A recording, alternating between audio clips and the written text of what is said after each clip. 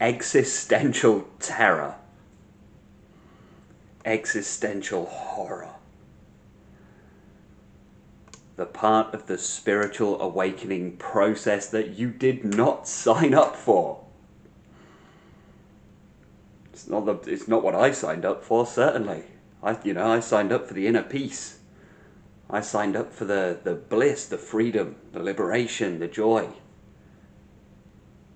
I signed up to get rid of my anxiety. Nobody told me that this spiritual path came with a side order of abject, total and complete fear at times.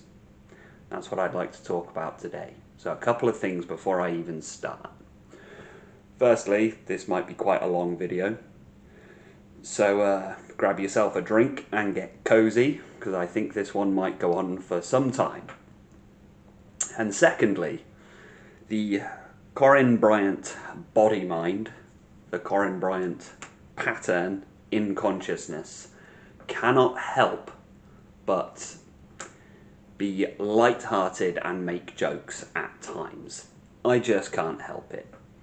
But please don't mistake my occasional light-heartedness and my occasional jokes and humour to be a lack of reverence for the subject matter. Because I have felt this. I have felt the existential terror. I have felt the cracks in reality that happen. I have felt the sinking feeling, the drop. And if you've clicked on this video today and you follow me, you subscribe to me, then you're probably on the spiritual path in some way, shape or form, and you've probably felt this at some point. Just that you'll know what I'm talking about. It's unmistakable when it happens. It's that sinking. The pit of your stomach. That's kind of how it manifests for me. There's a physical feeling of just this drop. Like, whoa, like somebody's not just taken your batteries out, but like yanked you backwards, totally out of reality. Like the teetering on the edge of the roller coaster and just dropping. It's like, whoa. That total, the existential fear. It's very difficult to describe because I don't really think there's a full word for it. But it's been expressed quite well in art. You know that very famous painting of the person on the bridge? Like, that's my best impression of it. That's the artist who painted that said that's what he felt, just out of nowhere. He was just walking along a bridge and just he was just overcome with this total existential horror. And that painting is called The Scream. And that's what he said it felt like. He said it felt like the universe screamed through him at that moment. That's why it's a famous painting, because I think it evokes that feeling. It evokes a feeling that's very difficult to describe.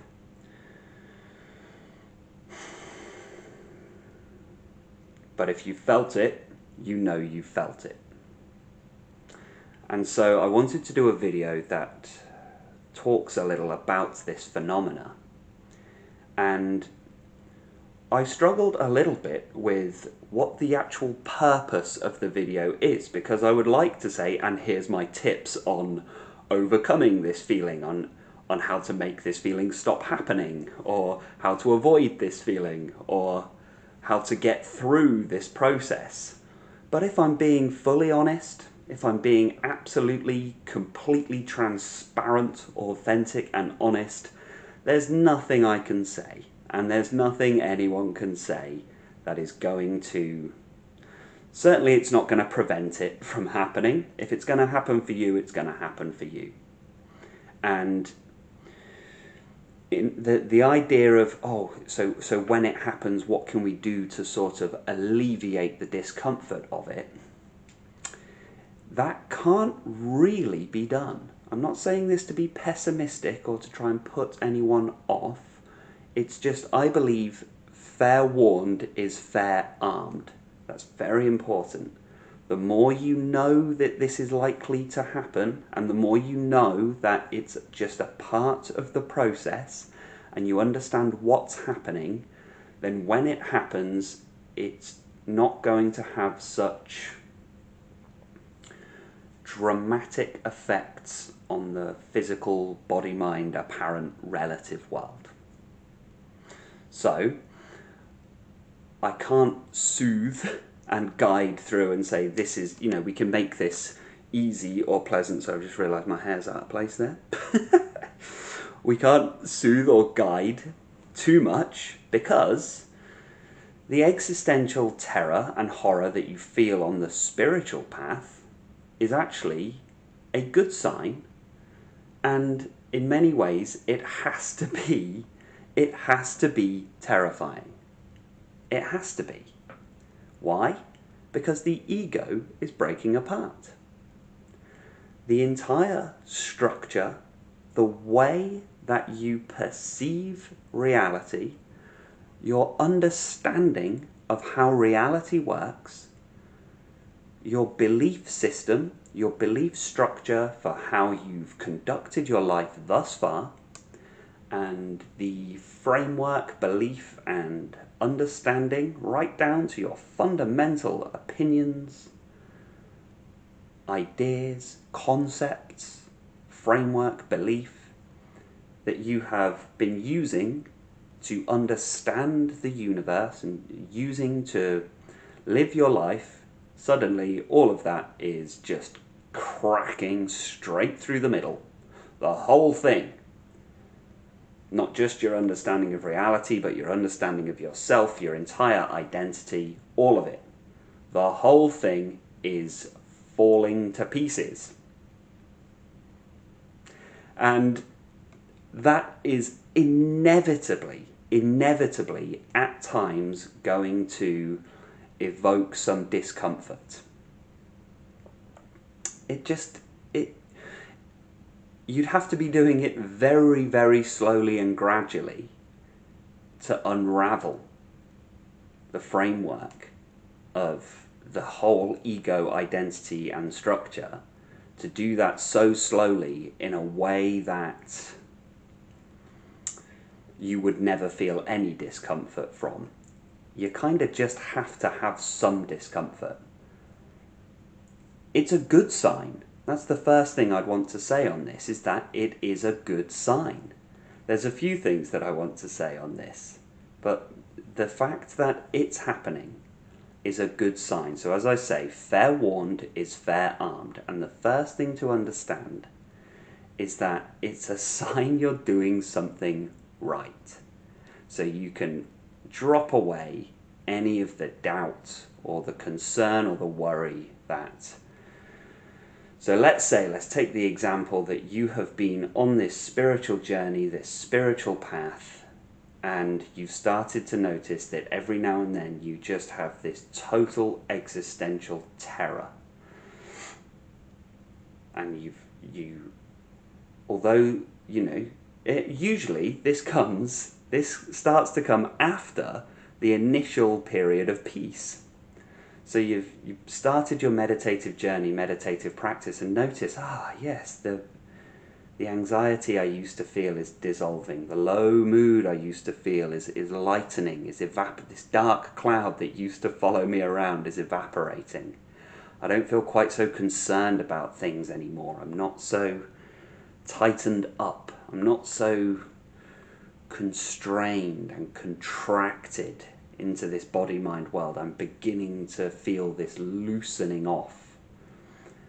And then at some point, it's almost like as you start to relax, there's this tightening up again, and there's just like terror. It's a little bit like, when you're falling asleep, you're in the process of you're just getting off to sleep, just starting to drift off, and suddenly, there's just this like jolt, and you feel this jolt quite powerfully, and it snaps you out of just as you were relaxing, going to sleep, and poof, you're just snapped back in. Now, what is happening there is, this is quite a good analogy, actually. It's only just come to mind, but that actually works quite well, because what's happening in your body and mind when this phenomena occurs is that as you drift out of consciousness, as your mind begins to go into its dormant state, sometimes the body and mind misinterprets this as a sign that something is wrong. It thinks you're about to pass out. It thinks you've been poisoned, or it thinks you're about to, there's many dangerous reasons that somebody might lose consciousness, and so your body-mind, with its natural instinctive protective mechanisms, suddenly activates its fight or flight response just to doubly make sure that it's safe to fall asleep.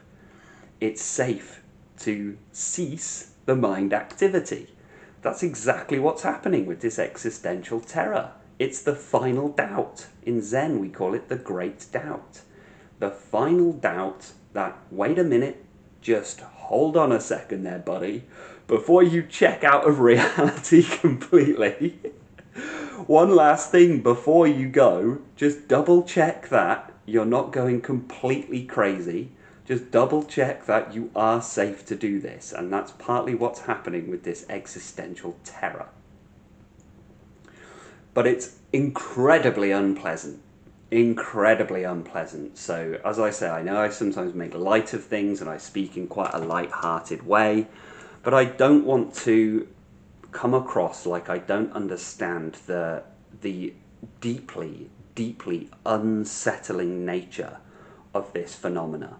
It could happen quite quickly. There could just be these flashes of terror, or you could have long, prolonged periods of time where you're just in like, whoa, whoa, whoa, whoa, whoa, whoa. And it's deeply unpleasant. It really is deeply, deeply unsettling. And so I'm not trying to make light of anything. I'm trying to give it the respect it deserves. But I also want to reassure you that it's a part of the process. It's just something that happens along the way, and it's a good sign. It's a good sign. It's going to manifest slightly different for everybody, but I can speak to my own experiences in that it's just I tend to get brief flashes of it, or I had brief flashes of it. It doesn't happen so much anymore, but it used to, certainly, where there's just a sudden, total horror. And it's the same thing, interestingly enough, the same thing that gives us the inner peace, which is, oh, there was no universe after all. The universe isn't big. There's no such thing as time. This isn't that important, not really. Oh, the Corin Bryant thing, it's just an energy there. It's just a space of energy. You see the illusion clearly for exactly what it is. When the illusion drops, that's what provides the peace. But if your mind interprets the illusion dropping in a slightly different way, it's going to panic. Of course it is. Of course it's going to panic. Because this flies in the face of everything that you have been doing in your life thus far. It's the polar opposite of it. Every day you wake up and try to person correctly. This is what they've been teaching you to do since day one on planet Earth. You wake up and you try and person in the right way. You try to wear the correct mask. Hope it's the right mask today. And then often when people validate that mask, it feels good, and when people don't validate that mask, it feels bad. And that tends to be how we orient ourselves in the world and navigate life. But now the mask is off. It just comes, I'm done with this whole game. I'm done with the play, done with the game, and I'm out. I'm just going to stay as being in the present moment. But the mask is going to have something to say about that, isn't it? because you've been rehearsing this, you've been doing this your entire life, and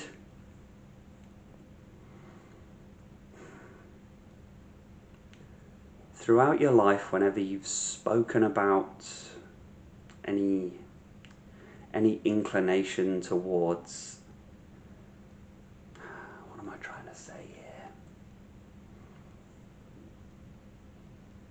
The culture, the people, the society that we live in is very invested in everybody wearing the mask, you know?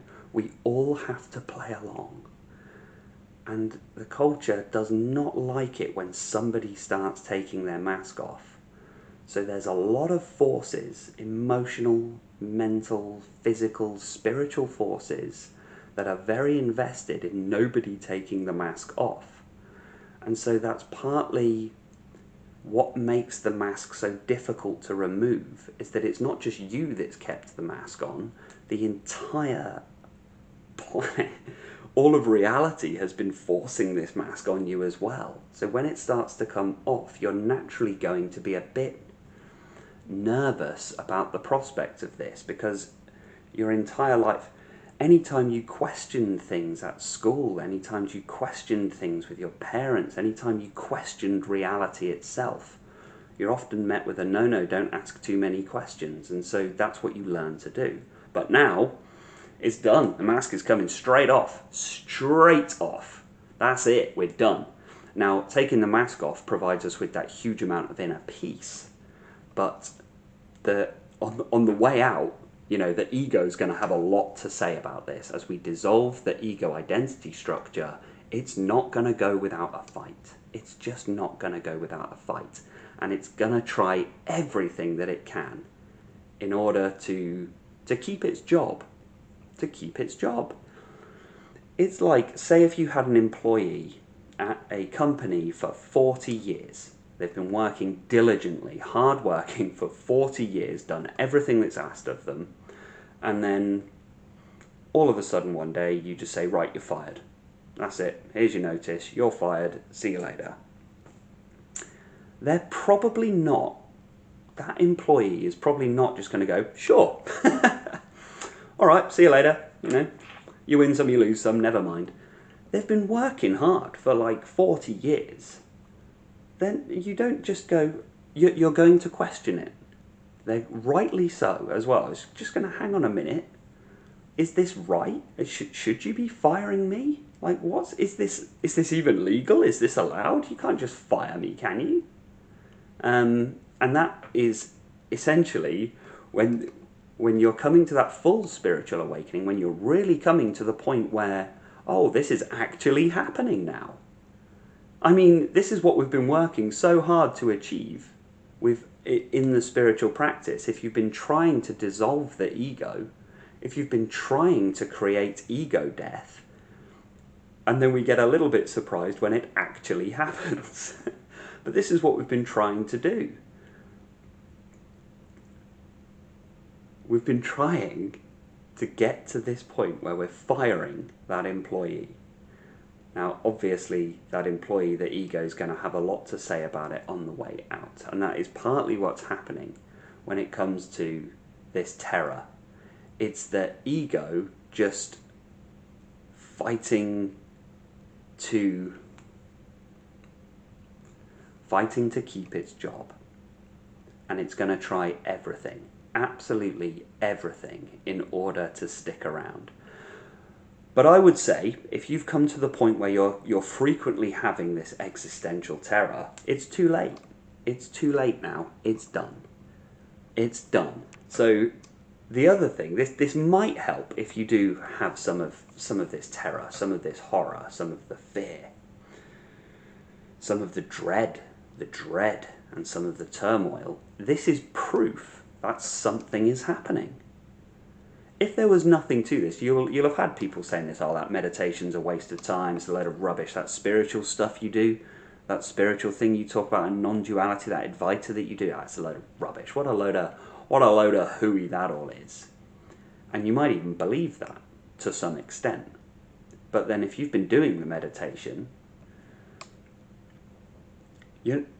you're not just going to feel abject terror for no reason. There must be something happening. So if you're feeling the existential terror, it's a good sign, and it also reaffirms to you that that something is happening. Something is happening. And it's never going to be pleasant, because it can't be pleasant by definition. Terror cannot be pleasant. It just can't.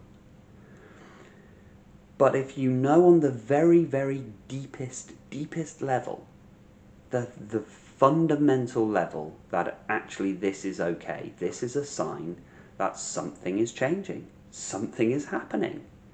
So it's proof that something about this meditative practice is having a powerful effect.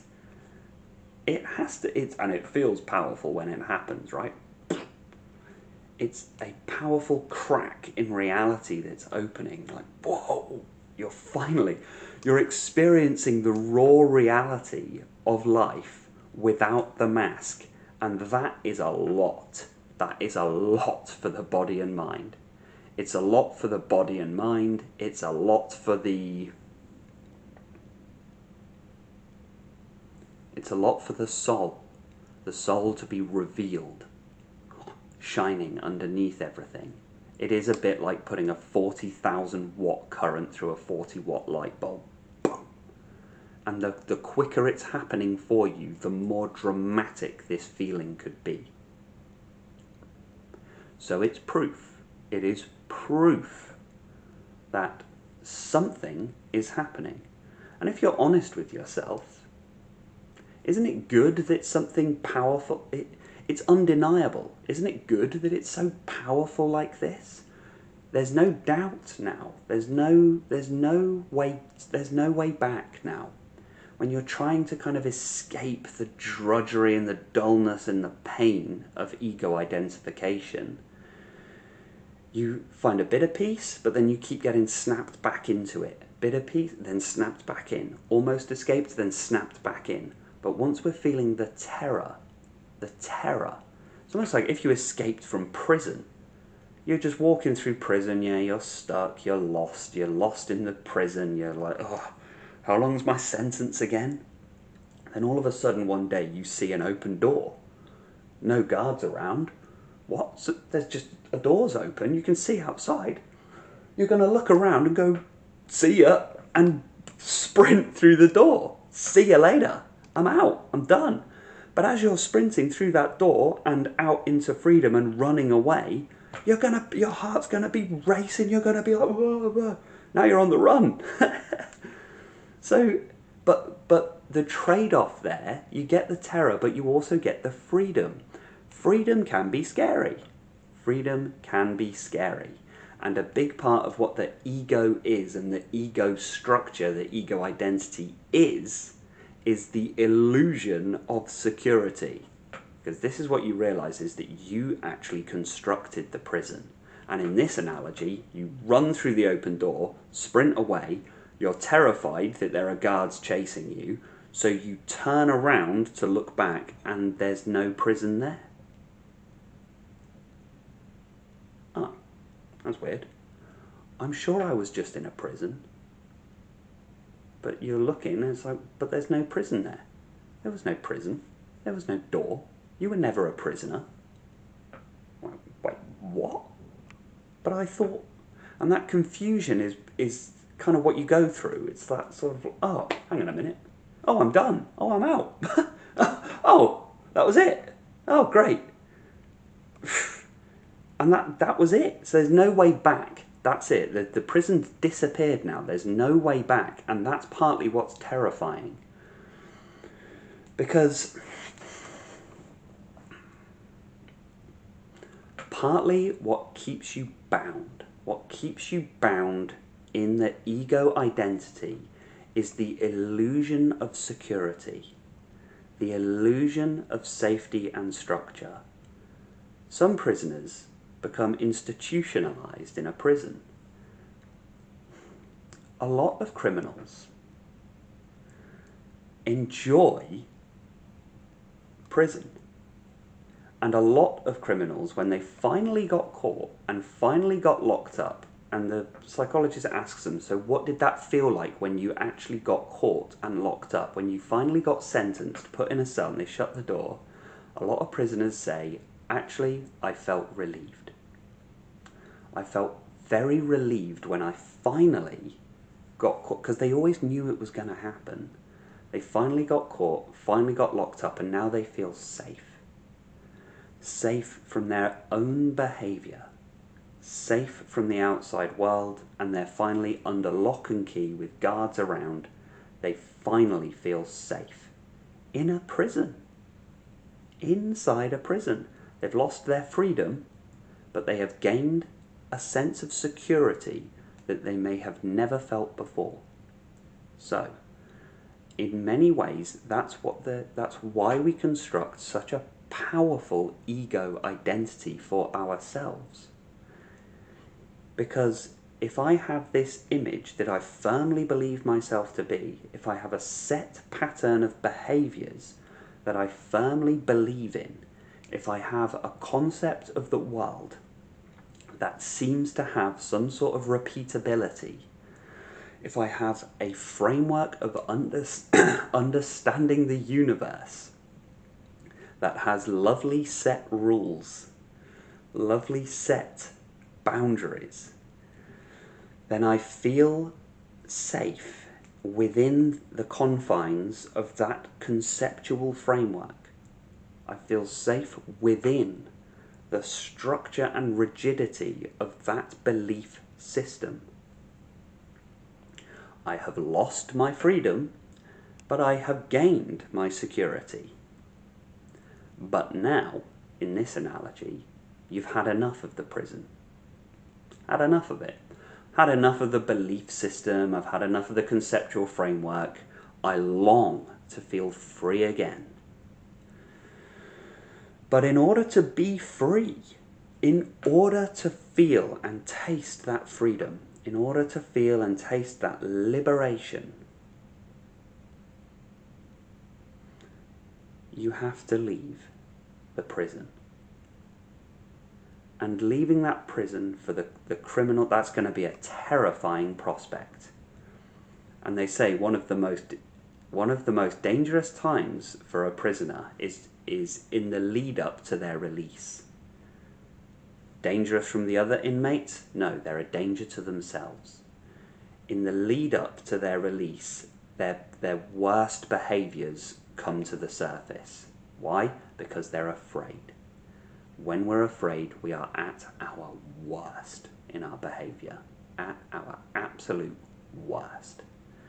So a prisoner coming up to the release date, the day that they're going to be free, suddenly feels terrified because the safety and security of the institution, the safety and security of the prison is about to end. That is what's happening with the existential terror of awakening. Your ego is done. It's about to leave. You're about to leave the prison. You're about to leave, and it's scary. Because you know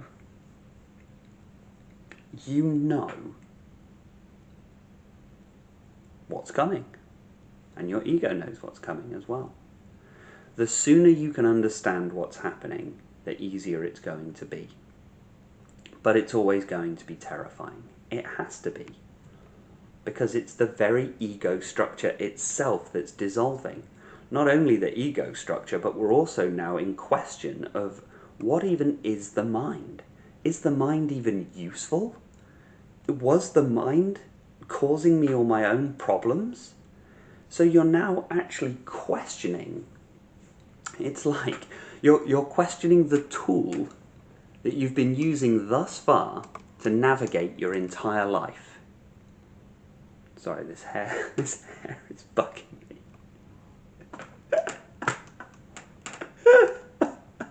So, you are now questioning the tool that you have been using to navigate your entire life. And it's like, if you've ever played whack-a-mole, I think the Americans will call it whack-a-mole, and my British and Indian listeners as well will know what this game, this fairground game where you have a mallet and these little things pop up. So you've got a sort of a playing field of holes, and these things pop up and you have to whack them back down again. And that's essentially how you've been living your entire life. Something pops up, a problem pops up, and you use your mind to try and solve the problem. You either fix the problem, you find a way around the problem, or you find a way to accept the problem. And that's it. All of these options is you whacking the problem with the hammer. And that's what we do our entire life. Whack, whack, whack. Problem, whack. Problem, whack. No problem, good. Problem, whack. Problem, whack. Problem, whack. And that's what you've been doing your entire life. When you've come to the spiritual awakening, you've started to kind of get a bit bored of the game. Is this it? It's just problem after problem. There's got to be more to the fairground than this, right? But you're hooked. You are absolutely hooked on this game, and you've been playing it for so long that you've forgotten there's even the rest of the fairground around you. You're just hooked on the game. It's such a small thing. People who are hooked on their ego identity are missing out on so much in life, because you're hooked on the thinnest, tiniest, most frivolous little game. Whack, whack, whack, problem, whack, problem, whack, problem, whack, problem, whack, problem, whack, problem, whack. Now what's starting to happen, you're terrified as you're trying to make sure these problems, keep all of them get whacked. And as you go through the spiritual process, the awakening, you start to realize the mallet is breaking. So as you keep whacking, suddenly the head falls off, and now you're just whacking the problems with a stick. And all of a sudden you realize that the mallet has broken.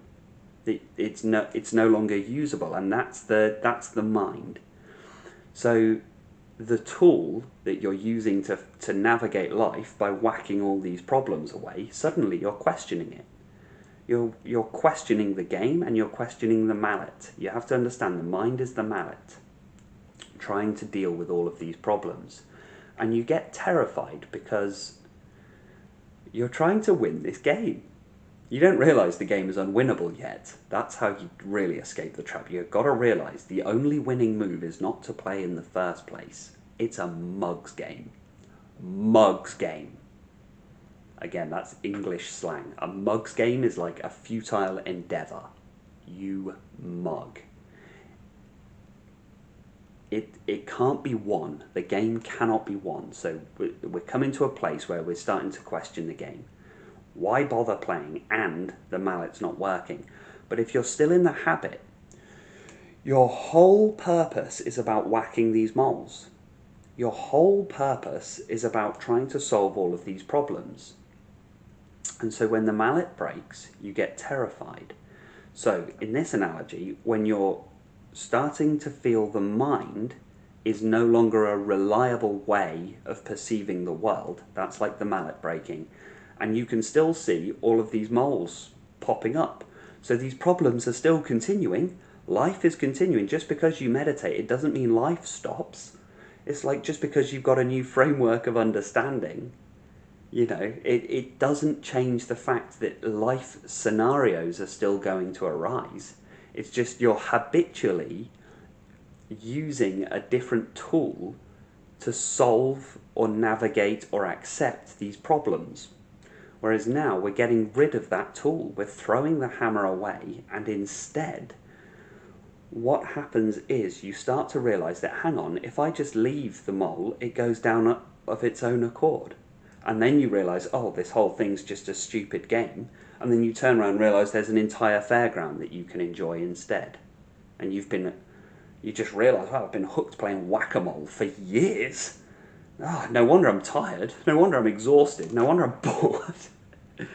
But in that process, in that in-between process, from playing the game to being free of the game, there's going to be an interim process where you're frustrated, scared, tired, and panicking because you can still see the moles coming up and down. You believe it's your responsibility to whack these moles down, and now that you've questioned and hopefully began to cease identifying with the mind, you no longer have the hammer to whack the moles down. So you're going to panic. what am I going to do? What am I going to do? But just stay with it, stay with it, stay with it, and eventually that, what am I going to do becomes, oh, never mind. That's how it happens as well. When you're going through the terror, you're going to be feeling like, when's this going to be over? Or am I not waiting for an event? Isn't something going to happen? Like, where's the enlightenment? Where's the moment where all of this is going to be over? In most cases, it doesn't really work like that. In most cases, just one day, you're just walking along and you go, oh, that's weird. No more moles. No more problems. Huh. And in the analogy, what's happened is you've realised it's just a game. You don't care that the hammer's broken. You don't care that the moles are coming up. Let the moles come up, that's fine. You're now enjoying the rest of the fairground. And that tends to be how it goes. So if you are stuck in that terror, you're stuck in the horror, just know that that's what's happening. You're in the interim period between stopping playing the game and walking away from the game. You're just in that horrible period where it's like, wow, you still think there's a game to win. Maybe I could win. Maybe I could win if I just hit enough moles. The moles are never going to stop. They don't stop. So if you're feeling it, the terror, the horror, however it's manifesting for you, the not okayness to it is actually a good sign. But this goes so deep, because it's the hammer. You've come to believe you are the hammer whacking the moles. And so dropping that away is like, you feel like you're getting rid of yourself. But actually what you're dropping is the tool. What you're dropping is the mask. What you're dropping is the illusion. And the real you, which is infinite universal consciousness, is going to be revealed shining underneath. So what is feeling the terror? What is feeling the fear? What is feeling the horror? The ego is feeling that. And the ego can't stand it. Because the ego's entire purpose is to perpetuate itself. The ego's entire purpose is to construct a false, illusory framework that will provide the illusion of security. And all of society, all of this way that we have come to organize and structure life is there to provide the illusion of security. This is why we love contracts and mortgages. And I remember when I got my first job, I was 16 and got a job in a supermarket as a customer assistant. And I remember when they said, oh, good news, we've actually got a permanent contract for you. And I was horrified. I was like, I ain't signing that. What do you mean permanent? I don't want to work in the co-op for the rest of my life. I was like, permanent contract? I'm not signing that. And they said, no. It's not actually permanent. That's just what we call it. Permanent means it goes on indefinitely, but if you wanted to leave, you just hand your notice in, or if we're going to let you go, we give you some notice. And I remember being very confused by this, and I'm still kind of confused. Because I just thought, well, but then it's not a permanent contract then, is it? It doesn't make any sense, and it doesn't take much scratching underneath the surface to realise that this whole thing, this whole structure and framework that we've supposedly built a nice, solid, stable, structured foundation of life. Yes, this is what we're going to do, and we've got all of these rules and regulations, and we've got all of these contracts and all of these laws and all of these customs and everything, and we're all going to abide by it, and it gives us a nice bit of security. It doesn't take much digging until you realise, hang on, this is so flimsy. These are just pieces of paper. These are just words. These are just ideas. Like, the permanent contract. No, it's not a permanent contract, but there's a lot of people who just love love the illusion of security that contracts provide. Mortgages. You know where the word mortgage comes from? Mort. It's Latin for death. Mortgage. It's until death. This is something that you will be tied into until your death. Think of our marriage vows. You know, and it's all so serious. Everything's so serious, and it's got to be like tied in. For better or worse, till death do us part. Because we want the illusion of security. So, in many ways, I believe our culture and our society, the framework that we've organized ourselves into, is like an external ego. The illusion of security. So this permanent contract I didn't want to sign, and then they said, no, it's not actually a permanent contract, it's just, this is, and eventually they're just like, just shut up and sign the thing. And I was like, okay, well, whatever. These are just bits of paper. These are just words and ideas. And so the entire structure around us is based on this, is based on the illusion of security, the illusion of comfort. And so when you internally begin to drop the ego away, obviously the outside world doesn't change. Like, you can't say, like, you can't ring up your boss and say, look, I'm not going to come into work today because I'm the infinite universal consciousness, and the Corin Bryant is just a fictional, temporary appearance within infinite universal consciousness, and I'm just a localized condensation of this infinite universal consciousness that has condensed into a pattern as a temporary, finite, separate self, an ego mask, if you will. And I've done this in order to fully experience life from the perspective of an individual, temporary, finite self with the illusion of free will. So I'm not going to come in today. Cheers, see ya. You know, no boss is going to be too happy with that, because you might know it, but they don't, and the rest of the world doesn't either. So it does become quite unsettling trying to navigate the world, and you sort of half feel like you're kind of playing along at this stage. But you could be stood in line at Tesco, a supermarket here in England. You could just be stood in line, and just all of a sudden you're just like the horror, just the fear, because your mind is trying to orient itself in some sense of security, some sense of normality. And you're kind of half in, half out, half in, half out. So the terror, the horror is like, you just get it. I just got flashes of it. And nothing can make it feel okay, because from the perspective of the ego and the world, it's not okay. That just is what it is. You're in for a bumpy ride for a little while. However, I will say this.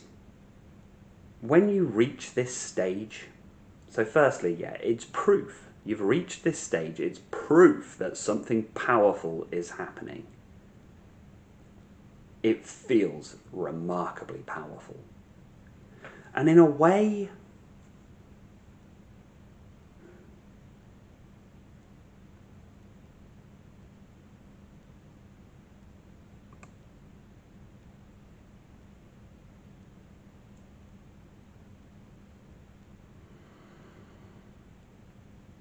the terror is profound. That's the word I'm searching for. It's profound. The terror is, in the weirdest, most roundabout kind of way, very life-affirming.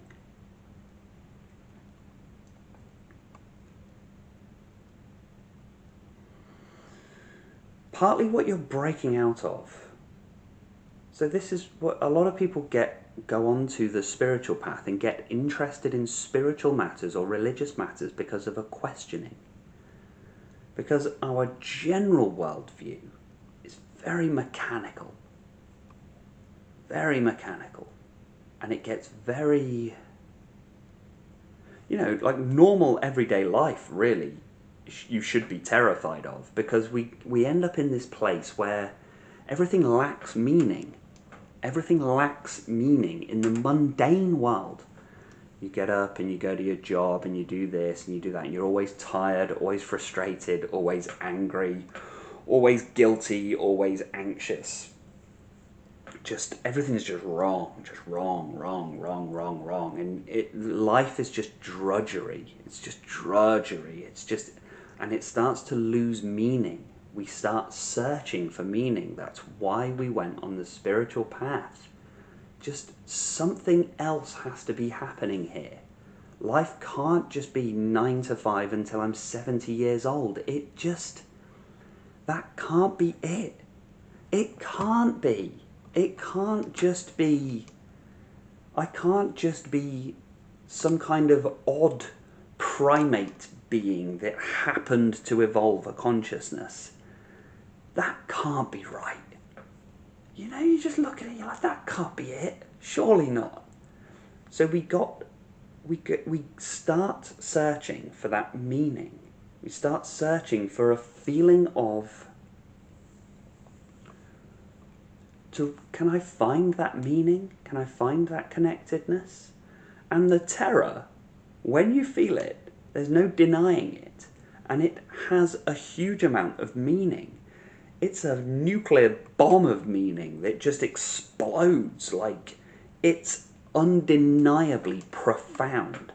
And although it's unpleasant and although it's terrifying, there's also a crazy affirmation that happens when you feel it.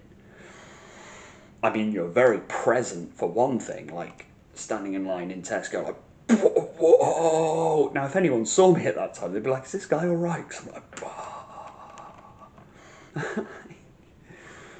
But there's a meaning to it. And this is what we were searching for. Undeniable meaning. Real, felt and experienced meaning. But there's a trade-off, as there is a trade-off with absolutely everything. And the trade-off is you have to drop the illusion of security. And this halfway place, it's like somebody is grasping on the edge of a cliff and they can feel their fingers are slipping and they're terrified because they know what's about to come, they know they're about to drop. But all you need to do is know that it's not a cliff. You're actually only half a foot off the ground. But you didn't know that. You're clinging to the edge of the cliff thinking, if I let go, I'm brown bread. Which is English, is something called Cockney rhyming slang. So brown bread means dead. You think, if I let go of this cliff, I am brown bread. If I let go of this cliff, I am browners, mate. But if somebody can say, don't worry, there's no distance underneath you, it becomes a lot easier to let go. But there is going to be a very brief moment of time when you let go, just drop, feeling of doubt. What if that person was lying to me? What if the solid ground isn't underneath me and I'm just going to fall? And then you land and you go, okay, that wasn't so bad.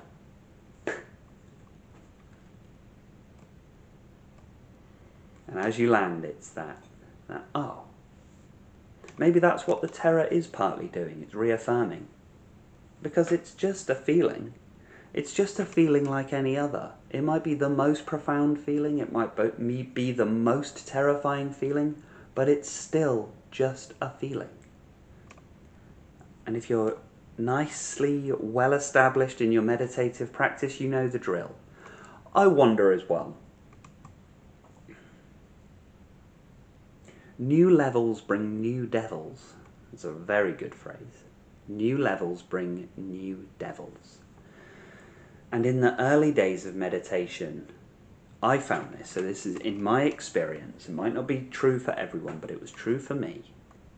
In the early days of the meditative practice, I was sifting through and learning to overcome the more surface level anxieties. I had that sort of social anxiety, work anxiety, health anxiety, generalized anxiety. And in the early days of meditation, it was about learning to still the mind and and it worked. And it worked. And it's like in a computer game, you go in the first level. On the first level, I was overcoming those first level enemies, the first level challenges. And then as that dissolves, you go to level 2. You go down to the next level. And the enemies are going to be harder, and the challenges are going to be harder. That's just how life goes. And as you get into the meditative practice, this is why it's a sign that something is working, is deeper feelings come up. Once you've dealt with the surface level stuff, the next level of stuff comes up. Partly because it's now safe for those feelings to come up. Oh. It's my inner child coming up there. Just felt that. Oh. He didn't feel safe for a very long time. He was very anxious as a kid, my inner child. So what started to happen as the meditation, as I became much more grounded and felt comfortable and safe to process emotions. I was an alcoholic for a long time. In early days of sobriety and recovery, I didn't feel safe feeling strong emotions. Because if I felt strong emotions, that was a trigger for the addictive voice. A trigger for addictive voice activity. So I didn't feel safe feeling strong emotions for a long time, as I was a child and early adolescence as an alcoholic. So now in meditation, I finally felt safe to feel. Feeling is healing. Feeling is healing. Feeling is healing. I always say things 3 times if it's important. Let's whack a fourth one in there. Feeling is healing. Let's just have a little...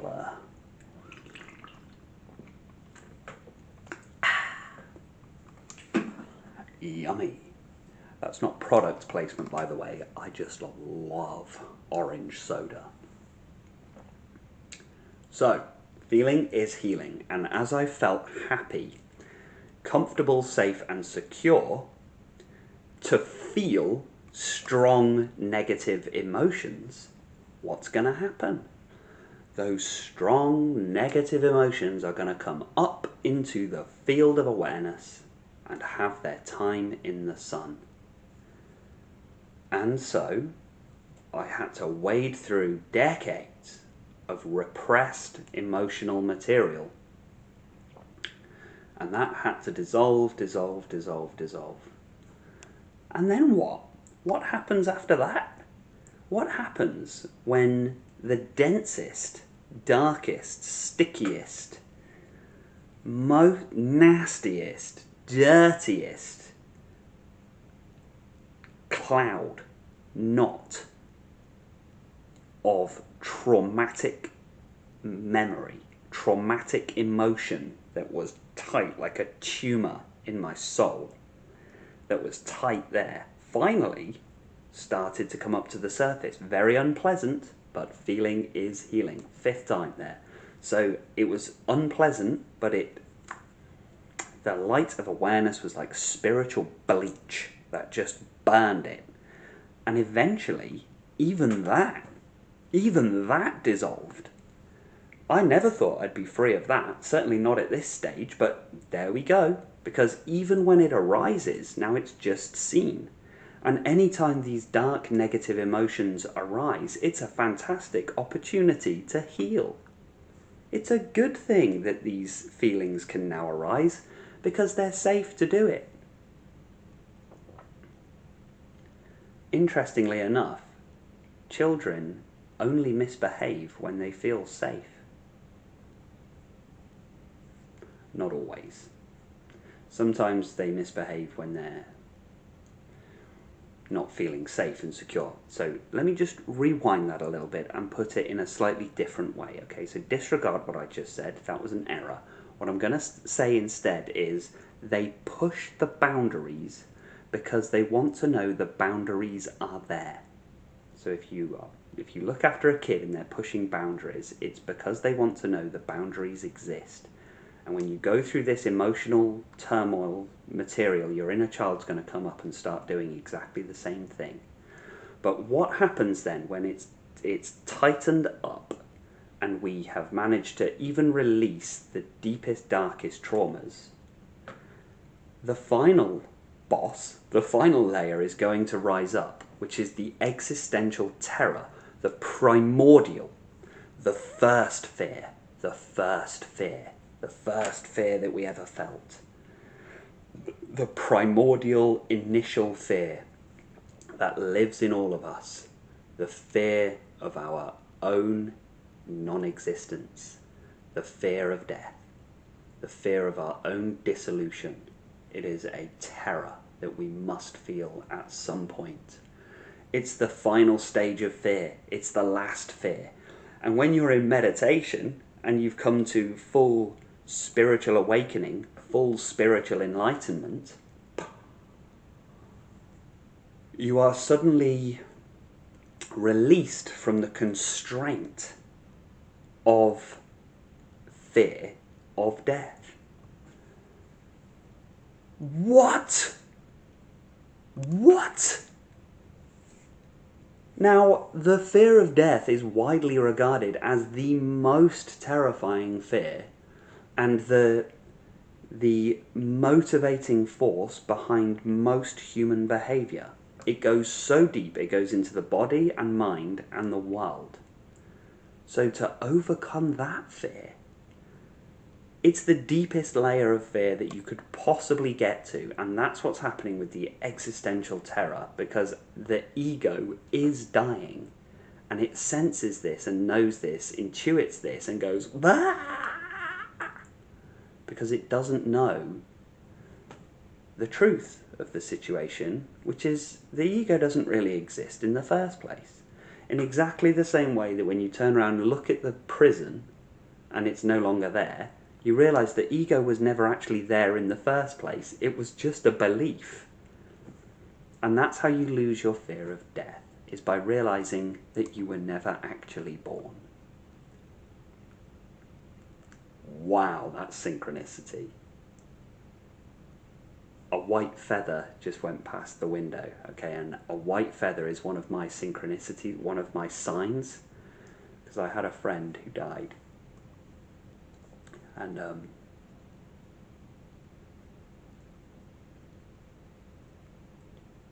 she was a good friend, and she was a friend at a time when I didn't have many, and at a very dark time, and she was kind. She died suddenly very young, too young. But whenever I see a white feather, I can feel her presence, and for some reason words always came to me when I see this white feather. I say, Paige, that was her name, Paige, you're not missing anything down here. And she always responds and says, you're not missing anything up here either. I hear it. And that same white feather just went past the window just then. I wish I'd caught it so just as I was talking about the fear of death, the existential fear of death, that's the final one. And you're not missing anything down here, and you're not missing anything up there. So that's how you overcome the fear of death, is realize you were never born in the first place.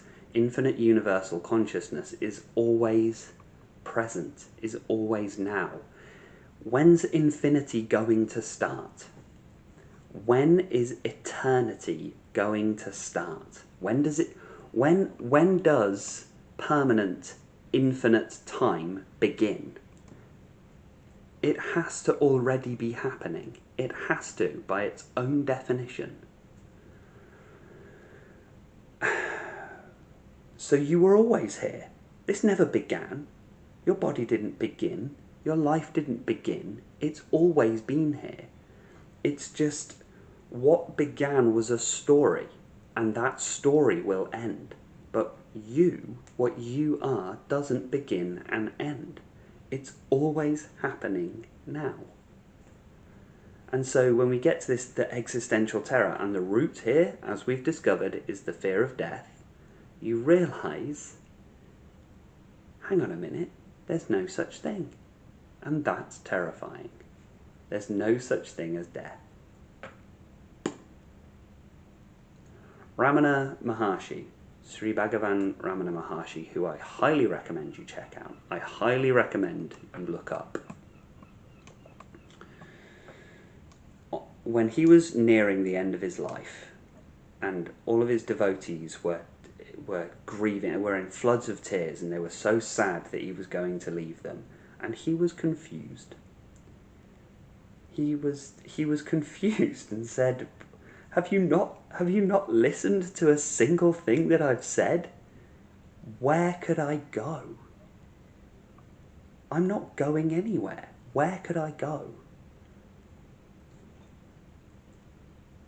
And he was genuinely confused by his devotees being upset that he was about to supposedly pass.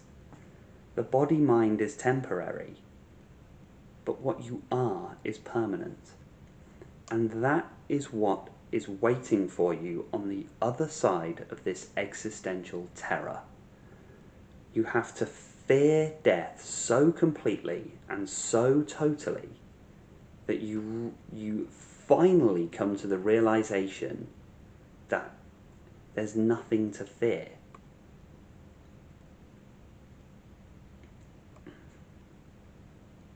You're not missing anything down here, and you're not missing anything up there.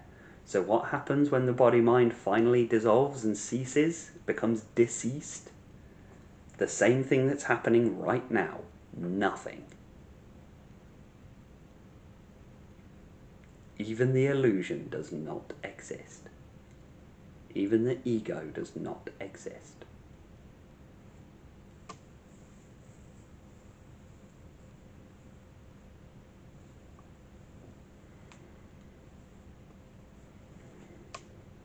That's probably about as much as I can say on that subject. There's quite a lot there.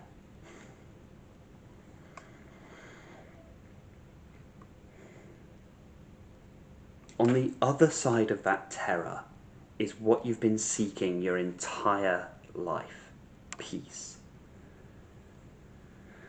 On the other side, because this could be considered the dark night of the soul, when the old ego structures have fallen away, but the new ones are not yet in place. Not new ego structures, but the new way of living has not yet been established. You're going to feel this. But just have some courage. Just another day at the fair. All of it's ultimately an illusion. And I have tons of advice on my channel if you want to do some more meditations and watch some more videos on this.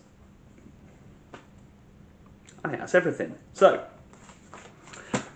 you're feeling a bit of existential terror. You're feeling the horror. You're feeling the fear. It's a good sign. 1, it's a good sign. 2, understand clearly what's happening. 3, understand that what is feeling the fear is the false identity. The thing that feels the fear is the mask itself.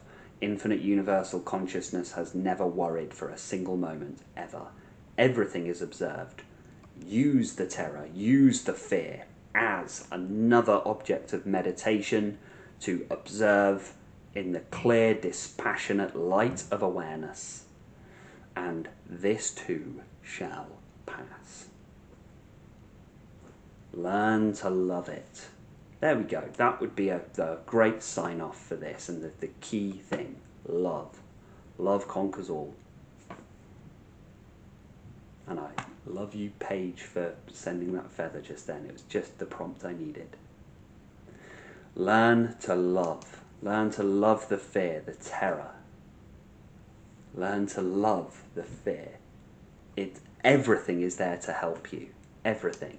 And the strongest emotions, of course your mind is going to send the strongest emotions. Of course it is. Take it as a good sign.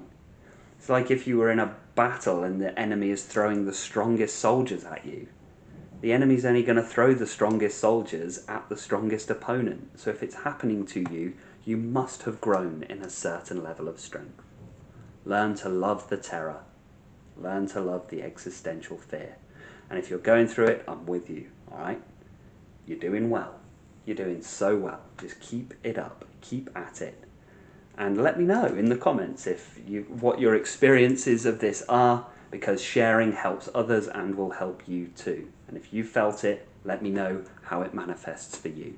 That's everything I have for you today. Take care, be well, and stay present.